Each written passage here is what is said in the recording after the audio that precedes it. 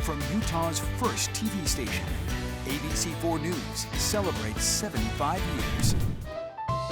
We are celebrating today, and that's because it's our 75th birthday as Utah's first TV station and one of the first stations in America. Now we're doing a series of specials over the year. It's a chance for all of us to remember because we all grew up as the television generation. Hello, friends. Welcome to our beautiful backyard here at the ABC4 studios. You know, television has been our electronic mirror of everyday life. So today, we're going to sit in our beautiful backyard and talk about some of those memories that were iconic to life in Utah. And as recorded on TV, of course. And as we take our nostalgic journey back, we have our Craig Wirth here, who started at ABC4 53 years ago. And today, Craig, you are sharing some of your most requested stories that you've done over the years. Well, they're the stories that folks remember. Indeed, the history of just everyday things, like growing up with kids' TV, you know, having a D-burger, remembering a storm, or where we start our backyard chat today when thousands would go swimming in the Great Salt Lake and then dance the night away. It was amazing. It was like nowhere else in America. You could swim and float, and they say you couldn't sink in the Great Salt Lake. Century-old hand-cranked film shows that they came by the dozens, the hundreds and thousands just to try. There were 8 resorts on the Great Salt Lake 120 years ago. The Garfield Resort was the first. Lake Park was even bigger. And then in 1893, the greatest of the Great Salt Lake, Salt Air, would be designed to sink 'em all. Hand-colored postcards showed that you could swim and keep your hat right on your head. It was a palace that rose above you in the water on 7,000 pillars. 1,000 dressing rooms for the thousands of swimmers, dressed in thousands of rental swimsuits, modest logo wear at that. There was just something about the water. The late Dr. Bob Keller remembered in a 20-year-old interview. And then you'd lay on your back and paddle, because if you got it in your eyes, ho, ho, ho, ho, ho, you talk about sting and burn, huh? And how did you get there? Well, trains brought you from Salt Lake City every 15 minutes. Again, we use the word thousands. They would continue into the 1950s. It's how Bob Keller would get there. Those Salt Air trains would be loaded. Kids would be hanging on to each other. It's amazing. Nobody ever fell out of them or got bounced off. And there was no seat belts in those days. They just clung onto each other like a bunch of orangutans. All to greet you at what they called the Lady of the Lake, both day and night. There was no swim in the world like a swim at Salt Air. By then, folks came by the carload. Here is an experience you find hard to believe until you see it. Also one which every visitor should try at least once. The state loved to advertise its treasure. It promoted all kinds of legends that you could float and read the newspaper. Now, most of these legends were all wet, but they were spread far and wide. The choo-choo train is a great success, too, since we're admitting a bit of slapstick. The ghost pillars of Salt Air are monuments to evenings when the big bands came alive, bringing more crowds. Dr. Keller fondly remembered his teenage years. When you got into the first year of high school, the big thing was to go there on a date. Oh, were you ever ritzy and good if you could go there on a date? You were king for a date. The late Art Tease was the man behind the music. He booked those nights of magic at Salt Air. We had such bands as Louis Armstrong was there, Nat King Cole, the Andrews Sisters, Ray Anthony, Eddie Howard. KTYL is bringing you direct from Salt Air, the West's most beautiful ballroom, the music of Tony Pastor and his orchestra. Glenn Miller played there in the early 40s, and they had over 10,000 people. In fact, a lot of them couldn't even get in. Indeed, it was when people stayed out all hours of the summer and fall nights. swinging and swaying in the breeze as the bands played on and on. Salt air was full of music, but some really do feel it was full of magic. Yeah, I went to listen to Glenn Miller and the Tommy Dorsey brothers, Tom and Jimmy Dorsey, and you dance out there and the pungent aroma of that salt just penetrated the whole thing, but that's all right. The lights went on and they'd come on and oh, what a festive. When you went out there to watch them big band names, Direct from romantic Salt Air, it's been 30 minutes of dance time with Tony Pastor and his orchestra. The times changed, the music stopped, and the lake also receded. And in 1970, the now abandoned Salt Air burned for 3 days. Arsonists had lit up the dance floor. The great Salt Air would take its final bow. And now, this is your announcer, Art Teese, saying goodnight for all the boys in the band and KTYL. See you tomorrow night. Okay, wow, it is amazing to think of thousands of people swimming in the lake by day and then dancing all night. How much fun is that? I feel like I would do that right now. Right? I feel like with this summer and the Great Salt Lake, one of our best treasures. Awesome to see that video. Yes. Oh, it is. It is. It's amazing. And as we continue our memories, we turn to the subject of many a picnic, many a dinner, all with a song. It's perhaps the most requested story, the D-Burger. Oh, that's next. Welcome back to another in our series of specials celebrating 75 years as Utah's first television station. We're having a great time here in the ABC4 backyard, just talking about everyday life as we've seen it play out on ABC4. And we all like to remember, maybe it's a memory of a picnic or a high school date night. That might bring to mind also commercials from the past, and I'm sure you have several of them that are just stuck in your head. Oh, yeah.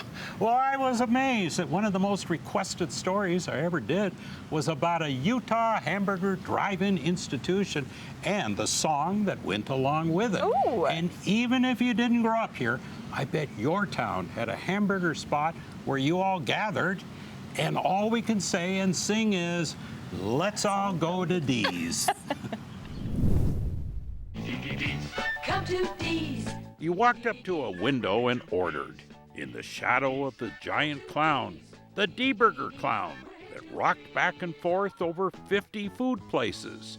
Let's go to D's. Let's all go to D's. D's drive-ins were an icon of Utah up until 1982. How much of an icon? Well, first of all, most everyone who was here then can still sing the jingle. Let's go to D's. Let's all go to D's. That's what Daddy said, and the family all agreed. And if you're a little younger, oh sure you know this one.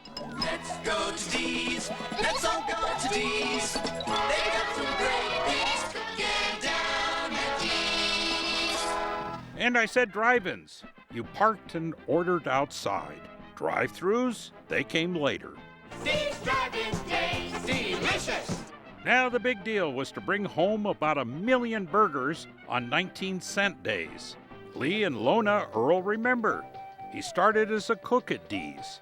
He wore a bow tie and a smile, especially on those discount days, sometimes even less than 19 cents.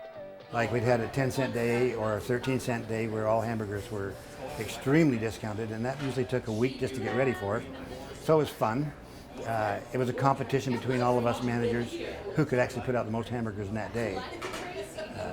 My record was 1,165 dozen in a day, and that was moving. That's 13,980 burgers. And then came the Super D. Now that changed everything. A better, bigger burger. D, Super D. Lee says he made them in the exact order of ingredients.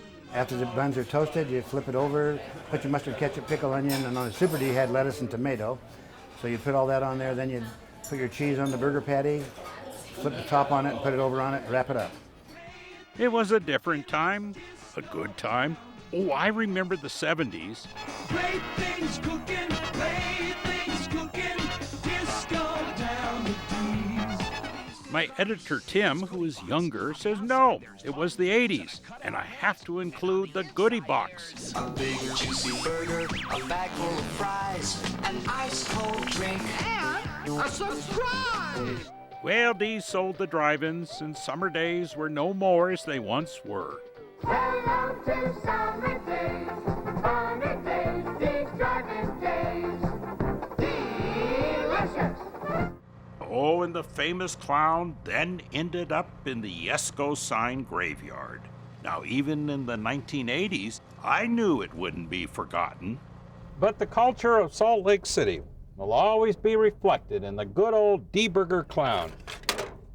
His broken ear, oh, and here's part of his eye. It was just a beautiful design, beautifully executed. It had shape, it had radiuses, it had balloons, it had movement, color. It was a home run. Today, the name lives on in a handful of Dee's restaurants. And outside, yes, on top, there still is a clown from the old days. Julie Wells is a co-owner of the remaining Dee's restaurants. She says the name is a heritage that means a great deal to her and the regulars. And pretty much every day, people tell her they remember the jingle of 40 years ago. It's just a great jingle. I get the Let's All Go to D song sang to me almost daily by one of my customers. Well, for over 80 years, the Super D, it's been consistently the same, no changes. Well, maybe one. Oh, this is a veggie burger. Aha. Let's go to Dee's, let's all go to Dee's. Ah, those were the good old days of singing commercials. I'm sure we all can remember a soft drink song, or maybe the Burger King song, or the McDonald's song. How about Oscar Mayer? That's that one I remember. You know, there are so many TV memories.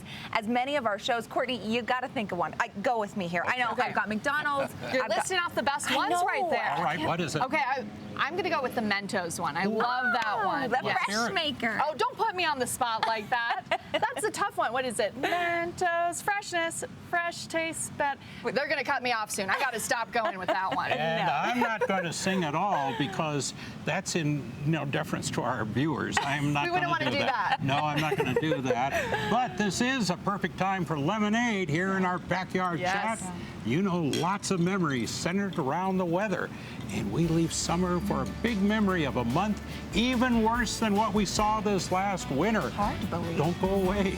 We're going to be right back.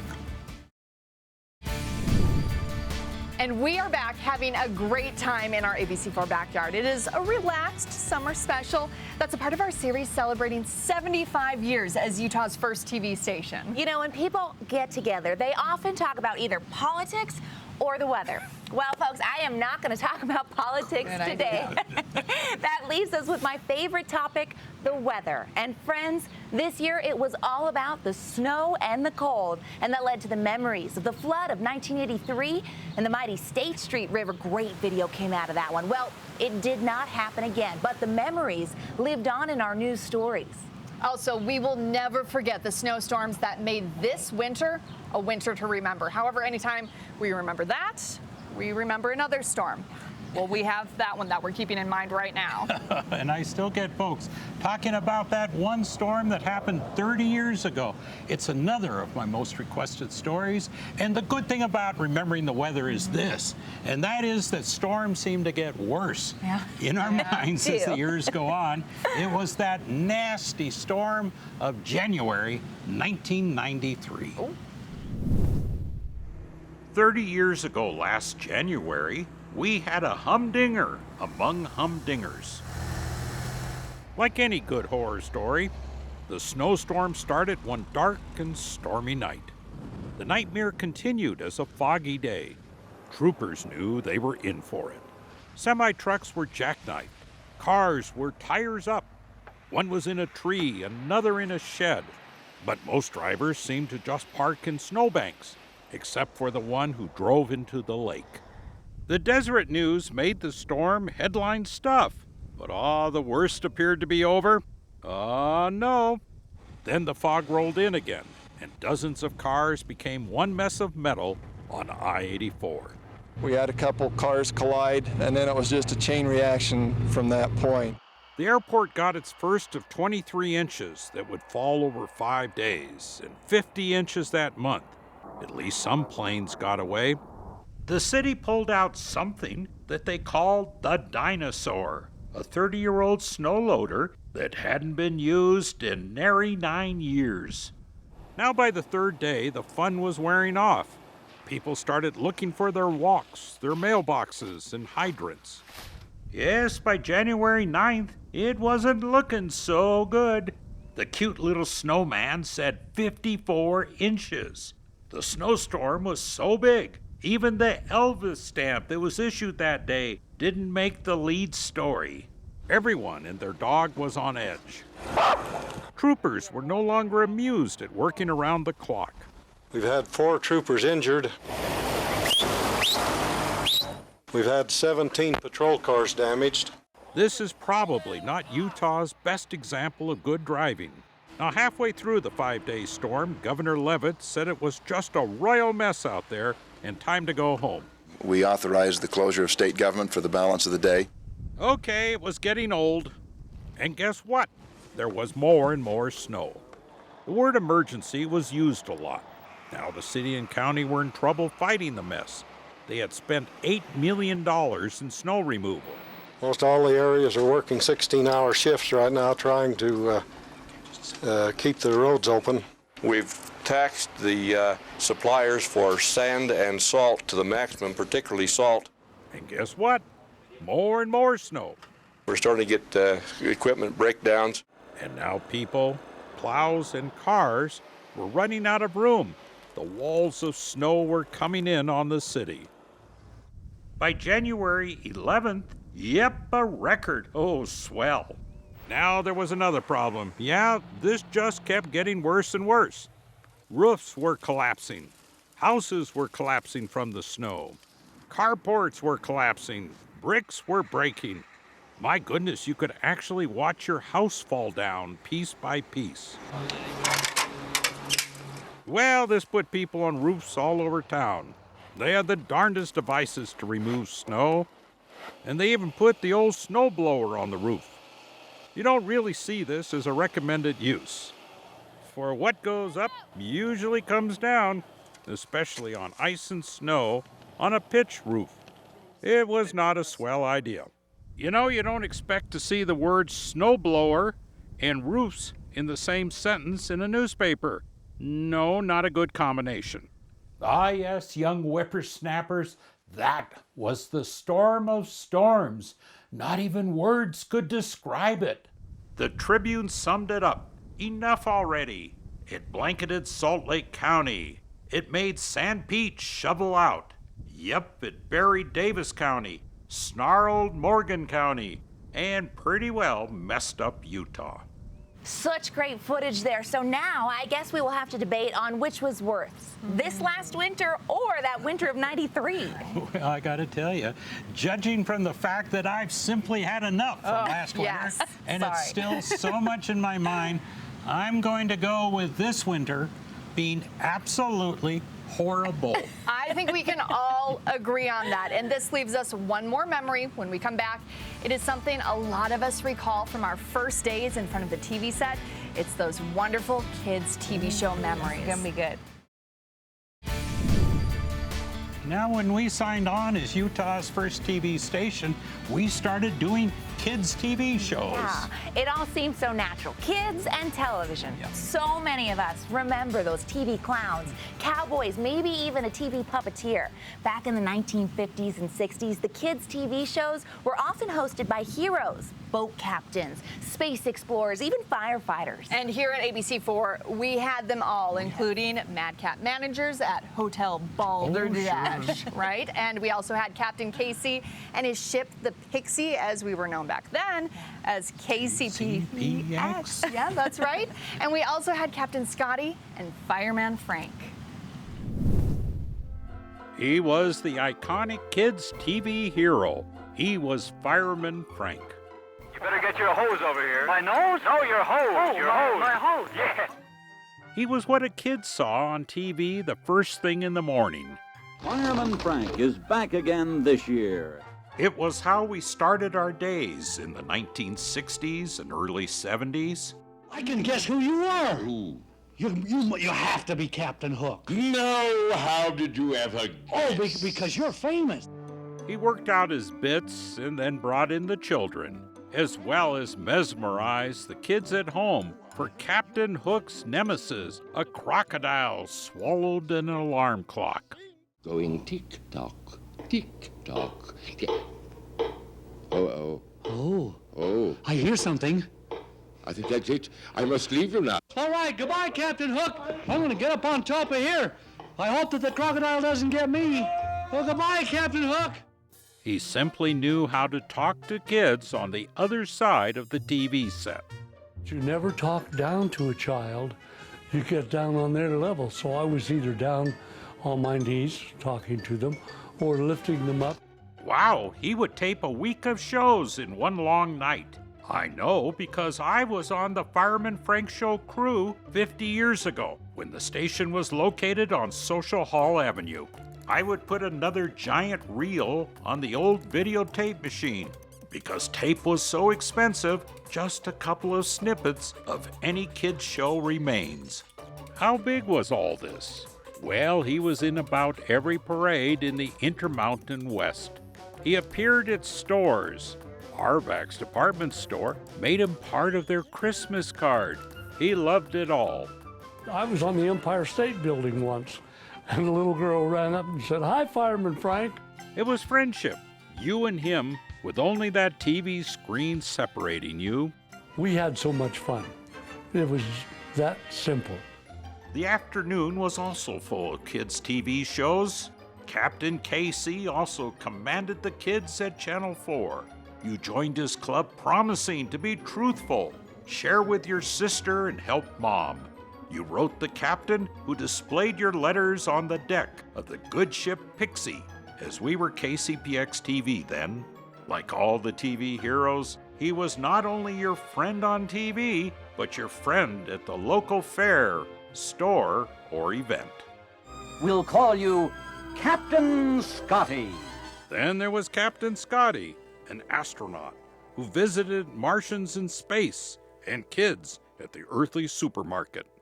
Children lined up for hours and hours to be there to get a chance to see him. No matter how long it took, he made sure he saw all the children that were there. Captain Scotty, an important member of the KTVX crew. And finally, 2 BYU students checked into Hotel Balderdash. A generation knew Harvey, Cannonball, and their sidekick Raymond. Hotel Balderdash, I did my morning started right. Hello, welcome to Hotel Balderdash. They did 480 shows a year over 240 mornings and afternoons. How did they do it? Harvey says Raymond was a good source of material. He would chew bazooka bubble gum. He'd bring in all the wrappers, and we'd do bits off of the bazooka bubblegum wrappers. Hey, did you hear the one about the 2 blood cells? Telling them a joke? Yeah, they loved in vain. They taped 5 days of shows, all in 1 day a week, with 100 kids crammed into the studio.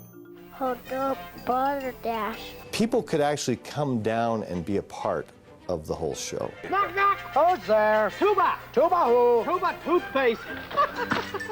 There is no doubt there was a bond, both with that new wondrous TV screen and the hero you could rush downtown and meet in person. We have very little video to remember them by, but we have a lot of memories. All right, big question here. Were you a Saturday morning cartoon child? Or what did you watch as a kid? I think we all were, right? Saturday morning, Sunday morning, sometimes Monday morning, if my mom let me. All about it. Loved Sesame Street, Yes. loved Lamb Chop, and I loved a bowl of cereal to go with those cartoons. Yes. Well, and what all about it. you? I think it was Barney, definitely, as well as Sesame Street. I loved Barney. It was great. Yeah. Well, I gotta tell you, I could go back to the days of Captain Kangaroo. Ooh. Okay. Yes, now that's been many years. Actually, decades. This has been so much fun today. Craig, thank you so much for sharing these great memories with us and these wonderful stories. I know you have more to tell, so we're going to look forward to that in the fall. Yeah, 75 years makes a lot of memories. Memories we all shared as viewers, and we are indeed the TV generation. So thank you so much for watching. Cheers.